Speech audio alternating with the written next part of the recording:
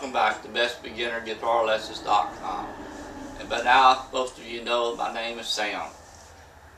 In today's lesson, I've had some questions from different students about holding the guitar, proper way to hold the guitar, positioning of the guitar, and also about the proper way to position your hand to make the chord. So I thought I would take a lesson and go over that and maybe give you some tips on how to be sure you're doing that correctly. And again, there's no absolute way to do these sort of things. As I mentioned before, each person is a little bit different, but these are the basic ways that I would recommend. Now when you're holding the guitar, if you're like me sitting in a chair, some people will just sit straight up like this, both feet on the ground, and you want your guitar to be not, some people hold their guitar, tend to hold their guitar in the first starting like this, sliding down their leg, or even like this. Can't do it that way.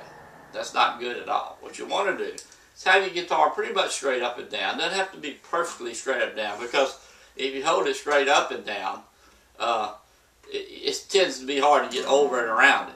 So what I do is I generally sit down in a chair across my leg, have the guitar sitting on my leg where the guitar goes in, and I'll have my elbow resting on the side of the guitar, and then I'll let my hand come around to do the strumming.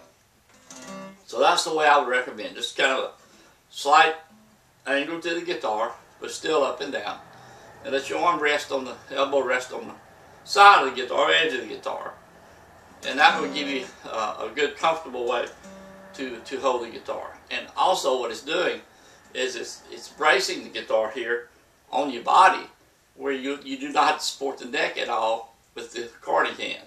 You don't want to have to be supporting the neck up with the carding hand. You want all the support to keep the guitar still and secure on the right hand, on this side. Of course, if you're left-handed, playing left-handed, it'd be just the opposite. But by this way, you've got it really, really secure. And another thing you want to do is try to relax. A lot of people will get tense, and they'll get their shoulders all tensed up, their neck, and before you know it, you end up with headache or something along that line. You want to just relax and enjoy what you're doing. Learning the guitar, playing the guitar is fun, relaxing. So just be relaxed with what you're doing. Try not to get uptight. As far as the positioning hand, the carding hand, again, I've mentioned when you first start, you want your thumb to be positioned behind the guitar neck, behind the neck. Now, as you play and get used to playing and making the chords, strumming a song, learning a song, you can't. It's okay if once you're able to make your chords sound clear, to let the thumb come around the side of the guitar like this, because the size of your hand, it's going to naturally want to come around the guitar. But to start with, you want to get your thumb to rest behind the neck. That's the desired way. Okay. And then on your finger placement, again, I have mentioned, say for instance, if you're playing the first string, let's just use the first string as an example. When you're putting your finger on the fret, let's say I say second fret. Okay. You want to put it down here on the first string, second fret, and try to get as close to that fret as possible. Not on top of it, just right next to it. Now, if you're playing two or more fingers and strings, when you put them down like in the D chord that we talked about, again, you want to get your finger placement as close to the fret as possible. Reason for that is the closer you get it, the easier it is to press as far down and making the chord sound clear. Because as you move away from the fret, within the range of the first and second fret, let's say, that string is tending to raise away from the fret. The further you go away backwards toward the first fret, that string tends to raise, and you're going to have more of a chance of getting a dead note. So again, just try to stay as close to the frets as you can when making your chords. That's the key to it. But again, if you have to adjust when you first start, that's fine. You know, give yourself a little movement. As long as you're in between the fret that you need to be in. Okay. One other thing I want to talk about is a guitar strap. Now, I recommend playing with a strap at all times. Of course, I don't have one here today on me, but I do recommend getting a guitar strap for your guitar. If you have an acoustic guitar, most acoustic guitar straps, they come with a button on the end, like this white button here.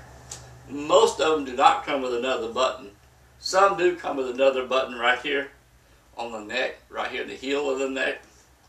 If they don't have that, the strap should come with a little string, and you can just feed it right underneath the strings here and tie it.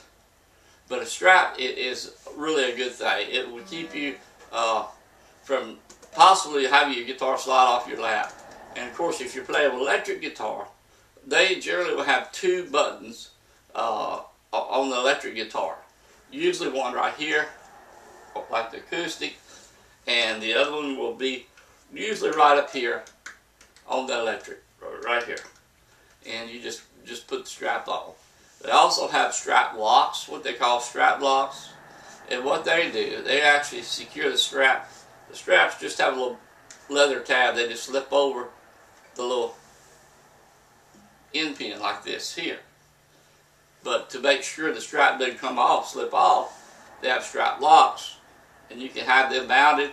They actually screw in, and then you put your strap on the other part of the strap lock, and it just locks in. You just push it on, it locks in.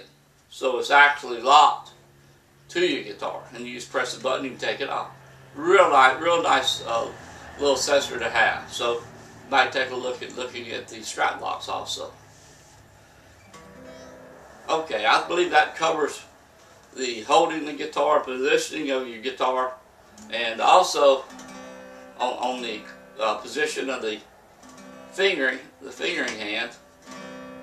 Make sure you're getting as close to the frets as you can.